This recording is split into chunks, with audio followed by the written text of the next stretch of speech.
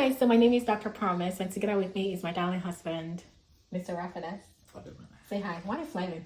So today there was something very important that I want us to talk about. I was talking to a friend earlier sometime this week, and she's about to get married, and she asked me a very important question that kind of left me a little puzzled. She asked me what are the factors that we have to consider, or that I had to consider when I was trying to get married, and I was so confused, didn't really know exactly how to answer her. And so I wanted us to deliberate a little bit on that, and I wanted to also ask my husband to get a man's perspective on going into marriage, and also a little bit of female's perspective on going into marriage. So babe, so I'm gonna ask you, what are the things that you considered when you were trying to get married? And do you think that was very important in helping you make that decision towards getting married in general? Well, you see, people will have to consider specific things based on who they are, but there are things that are quite generic. I think is applicable to everyone. One of the things I think is for a man, if you want to get married, first of all, you have to be sure that you're ready. You have to be mentally ready and willing to commit to marriage, because marriage is a lot of responsibility. You tend to lose your freedom, your privacy, and so you really have to be ready for that. You lose your freedom. So you lost your freedom when you were getting married? Relatively. You don't have any freedom. That's what it is, man. Okay. So you have to be sure that you're ready to get married. Consider some of those things. It's one thing, some people like the idea of getting married, but they don't like the responsibility that come with marriage. You know what I mean? So that is very important. Another thing is you need to be self-aware. It's very important that you understand yourself. I want to believe that 80% of problems, misunderstandings, arguments that happen in marriage is because of lack of self-awareness. Sometimes your wife will say, hey, I think you're too selfish. And you tend to argue so much about it and think your wife is rude for saying you're selfish. Sometimes your husband will say, hey, babe, I think you're dating. Maybe you need to improve your hygiene. And you feel like, oh, he's trying to talk down on me. Instead of trying to look into the reality. Am I really dating? And some things are quite subjective. Something like hygiene is very subjective. It is. So there are people who are super clean. There are people who are... So if you really stay with someone who is super clean, even though you are clean, it may not be on par to exactly. That kind of thing. So one thing I realized about marriage is that it exposes that side of you that you never thought you had. You might think you're all perfect. I am the most perfect woman on planet. Honey, when you get into marriage, it's gonna bend you down. You're gonna be humbled. And I think it's very important that you're self-aware. Another thing is, from a man's point of view, you really need to understand the original purpose of marriage. This is something people don't even think about. I need a wife. So why do you need a wife? I'm also age. Why? Because why don't I get a girlfriend? Why don't I get a baby mama? Why don't I get a side chick? Why don't I get a man? Why do I need a wife? Why don't I get a roommate? Do you understand what I'm saying? Yeah. Now, you need to understand why you have to get a wife. Right. There is an original purpose starting from the Bible. How Jesus created Adam, give him the responsibility to take over the earth, and think he needed a helpmate. So if you have this idea of why, now you can know who you need. There are 3 things you need to know: who you are, why you need the person. That will guide you to know who you need. So this is very important. Okay. So let me summarize. So first of all, before going into marriage, you need to be self-aware, understanding, knowing that marriage is going to expose you, bring out that side of you that you never thought you are. And second of all, knowing the reason why you want to get married, the purpose of marriage, and going back to the foundation of God in the originality of why he created marriage. He created a woman to be a helpmate for the husband, and understanding that when you get married, whether you're a man or a female or a woman, that you're getting married to have a companionship. And I want to talk about something. God created a woman to be a helpmate for the husband, but most people might misinterpret this. That does not mean that a woman is beneath a man. Your helpmate can be better than you.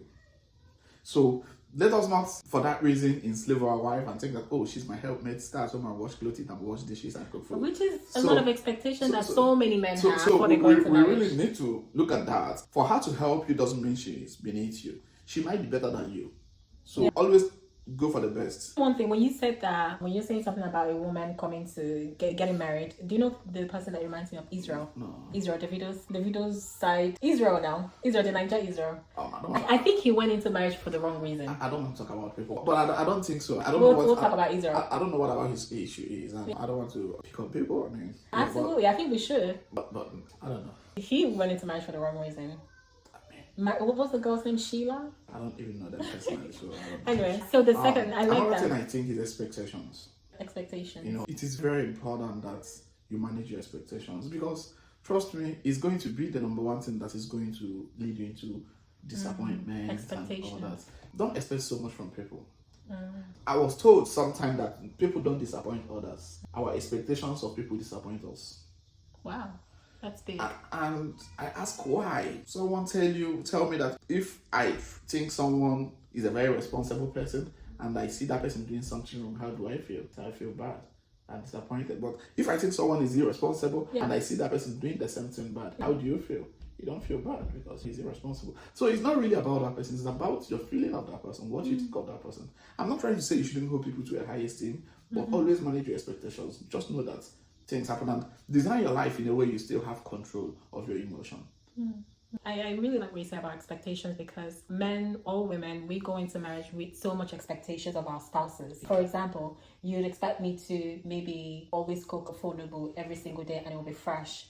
Which, honey, it's not always like that. You can remember, in the first 1 year of our marriage, I cooked 60% of the times. So, you know what? I decided that before I met you, I was cooking, I was okay, I was doing my thing. So now I met you, I pretend like you weren't even existing. I would just cook my food and come out and say, babe, do you want to eat? And you were like, oh, you still act like you're not married. But I mean, what do you want me to do? I don't want to depend on you, because if I think you should make food for me and I will say, hey babe, make me jollof rice, and you didn't do it, I'll feel disappointed. I could get angry. But I know how to make it, so why don't I go to the kitchen and do it? Yeah. I think marriage is like partnership. Sometimes your wife is going to be at work, she's going to come back late, she's going to be pregnant, she's going to be tired, and she's not always going to be there to make meals. Exactly. Just being able to bounce off each other, knowing what to do, I think it's very important. People go into the marriage that the wife is always going to do laundry, wash my dishes, or wash my laundry, or even make meal every single time, and it's not always going to happen. I don't know if I have seen you do my laundry for once. I have never done laundry since I got married. I stopped doing laundry since, and it's not because I thought, it's because you know how to do it very well. You started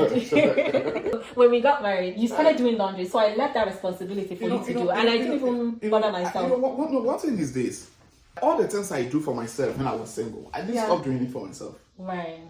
Yeah. And I never felt disappointed. I never felt someone should have done something for me and all that. I think it's very important. Expectation is something you really need to manage. Manage your expectations, and you probably will be more happy. And one thing is that we all have our weaknesses and our strengths. You have a strength in doing laundry, and I have my own strength in doing other areas. So my strength is laundry. I'm just saying that we all have our strengths and our weaknesses. And I cook really well. Olubu soup is something. I cook olubu soup very well. Anyways, another thing to look out for is family influence. You see, family always come to protect their own. And marriage is a place where someone needs to be a little bit vulnerable. So family come without emotions. Marriage work on emotions, and through emotions you compromise. You know what I mean? But your family members come in without emotions, so they use logic. Right. And it can really ruin your marriage. Right. Because they will find the least fault of your spouse. But you, being a woman or a man in love, might not really notice those faults. But when your family keep finding them, highlight them, and make it feel like it's a big deal.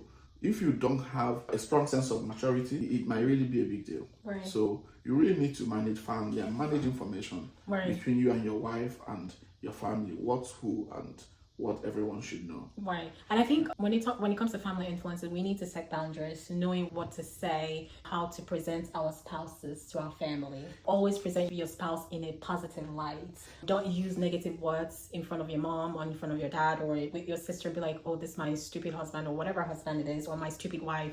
Don't say that. Present your wife in the best possible light. Oh, my darling wife, she's the best. She did it. No matter what she does. Well, when there is domestic violence, yes, absolutely. No, but this is just... Don't always be quick to pick up the phone and tell your sister about something that your husband did, because she's not going to forget it. When you eventually forgive your husband, she is always going to bring it up and see your husband in such light that you have presented her to.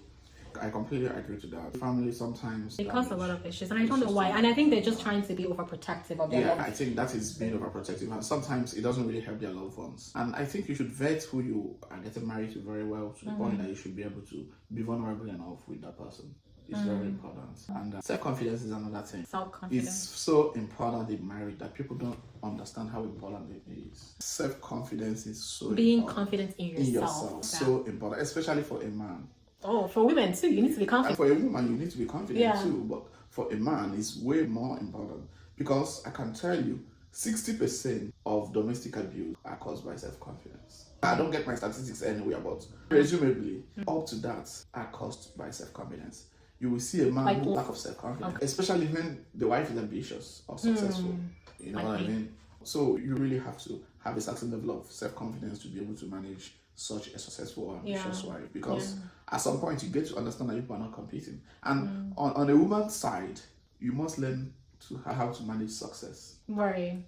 For a woman, I have had so many women said, my husband doesn't support me. I've had people said, my husband don't want me to work. My husband is forcing me to resign my job. My husband is all that of a thing. Sometimes I really wonder the type of men they are. Why don't you want your wife to succeed? Because I feel like if my wife is successful, I'm successful. I think sometimes men have their own reason for saying that. I've seen a man that, let's say, makes 5 billion naira or $5 billion a month or a year and be like, oh, I feel like I make so much for the family that I don't think that the wife needs to work. Well, in some situation, I'll be relaxed. Well, that's totally different thing right here. I mean, situation, the woman will even volunteer not to work. Yeah, but women find that very annoying. They want to work. I've seen a lot of women who be like, I want to work for my own money and I don't want to have to talk to the man for every little penny that I need. Most times, most of the women that say this already know the man better. There are some men who want you to resign your job so they can have total control of your life. True, yeah. So women have seen that coming and they'll be like, I want to hold on to this job. What do you think the woman should do in such a situation whereby the man was like, don't work and just stay at home and take care of the kids? Well, I think people should discuss such before marriage. Okay, absolutely. You understand what I'm saying? Yeah. Because at that point, it's going to be a major problem. Right. It could even result to the, So it's a big deal. They should have that conversation before marriage. Yeah. And that, okay, this is who I am. This. Most men find ambitious women very attractive. And so threatening. But when they have them, they find them now threatening. Oh, wow. They find it attractive in the initial stage. Yeah. And then when they're married, they find it threatening. That's crazy. Some men want to go to bank and see that woman, she's 25, she's a bank manager, wow. Yeah. She's very good, she's always dressing nice. Yeah. You know what I mean? Yeah. You have to be there. By the time you marry her and she go to work by 6 every the morning and doesn't come back by 9, you'll be like, do this. Yeah. And change all of a sudden. So that's some of the things. And the way you find her attractive, some men might feel like, oh, the way I admire her when I go to. Yeah. And maybe some other men are doing that too, and it becomes a security concern. That's why confidence is very important. And another thing is that's more important than confidence is managing success. Oh my God, that is big. You're right. That very is big. few women can handle success. And I feel there is a fundamental problem with raising a girl child. Women have been made to believe that a man is a provider. Women has been made to believe that a man should be better. So many women immediately they think they're better than a man. They don't even find a man attractive again. So women can't even respect or submit to a man. So if you see that on your wife, it's already a threat to your marriage. And sometimes I know all this are not always there before marriage. These are the things you see while you're in marriage. Well, in those things, you're probably not gonna see it before marriage because maybe for the woman to accept to marry the man, he was probably doing well.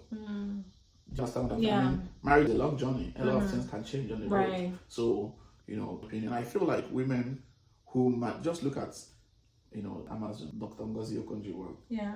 Look at the husband. Yeah. They're beautiful. It's just I think a doctor in Nigeria. The doctor in Nigeria, where the wife is. Right. Yeah. Very happily married. And has been a minister for 2 terms, and there have been so many. She has been just there. She has been a World Bank director, and she have held so many international positions. Yeah. And still retain her, rest her husband. So women cannot do that. Yeah. I don't know what that is. Yeah. Well, I mean, it depends on how you are raised. If everything around you is based on money and success, it could really affect how you think, how you regard people. Yeah. The thing I've also realized is, I've seen a lot of men, and I'm just speaking from the female side, is when the woman start making money, the man will be like, oh, bring money and send it to my account.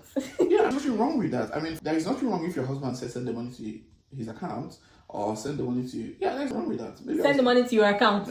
All the money I make, I send it to your account. Yeah. But it's not even who. I don't care if the man sends to the wife account or if the wife sends to the husband account. That's not even the problem. Yeah. Because if you people have an understanding, if the You guys person can have a have- joint if- account. well, not necessarily. Yeah, somehow. Or you feel like your husband managed money better than you. There is nothing wrong. There, I have seen. It's just for the man to try to be in control of the woman. Send the money to my account, then I'll now tell you how much I'll give you to buy whatever. And he has all the money, and he's going to take all the money that the wife make, and he's going to use it and not give the woman at all. Well, That's controlling. Well, I don't know how that works. Maybe we'll try to introduce it in our marriage, but you know, I don't know how that works. But if you teach me that, I will be glad to. Yeah. learn. We're not going to talk about that one. No. Okay. Yeah. Well, to the end of the video, or do you want to still thank talk you. more? All right. Thank you so much for listening to us. All right. That's nice talking with you guys. That's why I was.